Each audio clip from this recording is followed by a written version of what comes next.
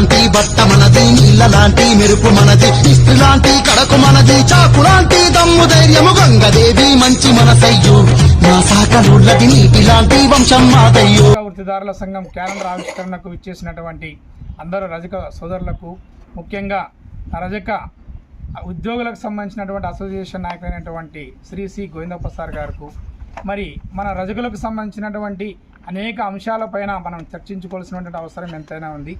ముఖ్యంగా ప్రభుత్వం వారు మన రజకులకు ఈ సామాజిక రక్షణ చట్టం అనేటువంటిది అత్యంత ఆవశ్యకమైనటువంటి విషయం.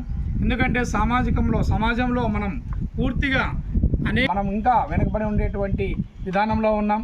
కాబట్టి నేటి ఆధునిక యుగంలో కూడా మనం ఈ కులవృత్తిని చేసుకుని మన ఆర్థిక జీవనం కొనసాగిస్తున్నాం. కాబట్టి ప్రభుత్వం మనకు ఎన్ని పథకాలు తీసుకొచ్చినా మనము ఆర్థికంగా సామాజికంగా ఎదగాలంటే మనం ఖచ్చితంగా కూడా రాజకీయంగా మరియు మన అన్ని రంగాల్లో ముందుకు వెళ్ళాలనేటువంటి ఈ యొక్క దిశానిర్దేశం చేసుకున్నటువంటి అవసరం మనందరి దగ్గర ఉందని ఆశిస్తూ మరొకసారి ఈ యొక్క నూతన క్యాలెండర్కి ఇచ్చేసినటువంటి రజక సోదరులందరికీ కూడా ధన్యవాదాలు తెలుపుకుంటూ ఈ కార్యక్రమాన్ని ముందుకు సాగనం.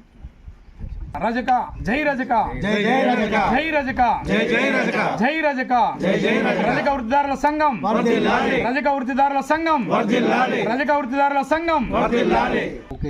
వచ్చేసిన రజక ఉద్యోగ సంఘం నాయకులు సిద్ధప్ప సారు, గోవిందప్ప సారు, అదేవిధంగా మాజీ ప్రెసిడెంట్ హుసేన్ అన్న గారు, అదేవిధంగా ప్రజెంట్ ప్రెసిడెంట్ రామన్న గారు, జిల్లా కానిస్టేబుల్ ఉరుకుందు గారు, అదేవిధంగా ఇక్కడికి వచ్చేసిన అందరికీ పేరు పేరున నూతన సంవత్సర శుభాకాంక్షలు.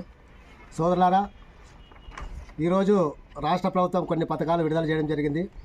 అంటే గత ఎన్నికల్లో ఏవైతే హామీ ఇచ్చాడో ఆ హామీలో ఒక 2 విడుదల చేయడం జరిగింది. ఆ 2 ఏమిటంటే జగనన్న చేదోడు 10,000 రూపాయల ఆర్థిక సాయం ఇవ్వడం జరిగింది లాండ్రీ షాపుల వరకు మాత్రమే.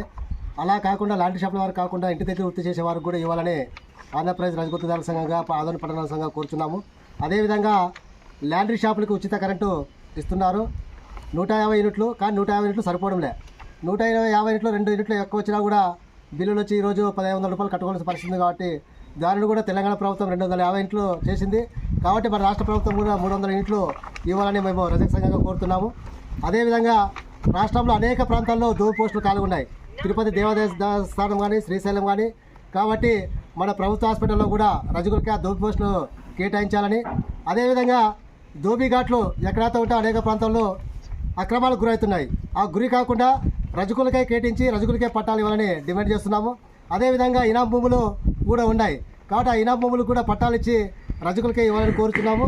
అదేవిధంగా ఏదైతే రజకులకు సామాజిక ఎస్సీలో చేర్చాడే ఉద్యమంతో పోరాడుతున్నాము.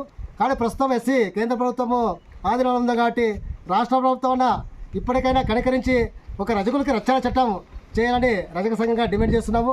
అదేవిధంగా ప్రభుత్వం ఏదైతే హామీలు ఇచ్చిందో ఆ హామీలు కూడా అన్నిటినీ రజకులకు పరిష్కరించే విధంగా కృషి చేయాలని, అదేవిధంగా జిల్లాలో దోపిఘాట్లు ఎక్కడైతే ఉంటే అక్కడ కమ్యూనిటీలు కూడా రజకులకు నిర్మించాలని, వీటన్నిటిపైన మేము రజక సంఘంగా డిమాండ్ చేస్తున్నాము. నా పేరు శ్రీ ముక్కన్న, రజక సంఘం జిల్లా అధ్యక్షుడు. ఐక్యత, రజకుల ఐక్యత, ఆదోని పట్టణ రజక సంఘం, ఆదోని పట్టణ రజక సంఘం. సోదరులారా, ఈ కార్యక్రమం వచ్చిన వారికి అందరూ కూడా పేరు పేరున ప్రత్యేకంగా ధన్యవాదాలు తెలియజేస్తున్నాం. ఒక 5 నిమిషాలు